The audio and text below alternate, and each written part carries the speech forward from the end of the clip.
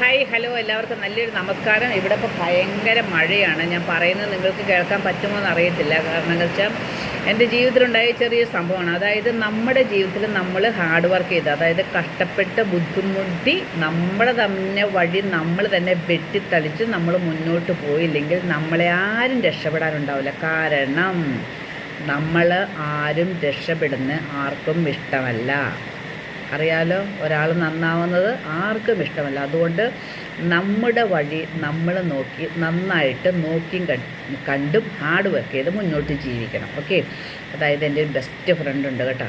നമ്മൾ രക്ഷപ്പെടണമെന്നും അവൾക്ക് കണ്ടുകൂടാ. അവളൊരു പോയി രക്ഷപ്പെടും. പക്ഷേ അങ്ങനെ ഏതൊരു വ്യക്തിയാണെങ്കിലും അത് മുന്നോട്ട് പോകില്ല. കാരണം വെച്ചാൽ നമ്മളെ ചവിട്ടിത്താത്തി നമ്മളെ പരിഹസിച്ച് കളിയാക്കി മുന്നോട്ട് പോകുന്നവർ ഏതവരായാലും അധികകാലം മുന്നോട്ട് പോകില്ല.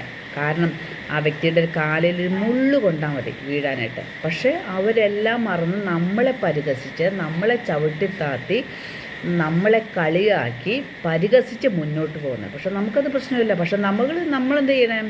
എൻ്റെ സ്വഭാവം എന്ന് വെച്ച് കഴിഞ്ഞാൽ നമ്മൾ നല്ലവണ്ണം ഹാർഡ് വർക്ക് ചെയ്ത് മുന്നോട്ട് തന്നെ പോകും. ആര് പരിഹസിച്ചാലും ആര് കളിയാക്കിയാലും നമുക്കത് വിഷയമേ അല്ല. അപ്പോൾ നിങ്ങളിത് മനസ്സിലാക്കുക.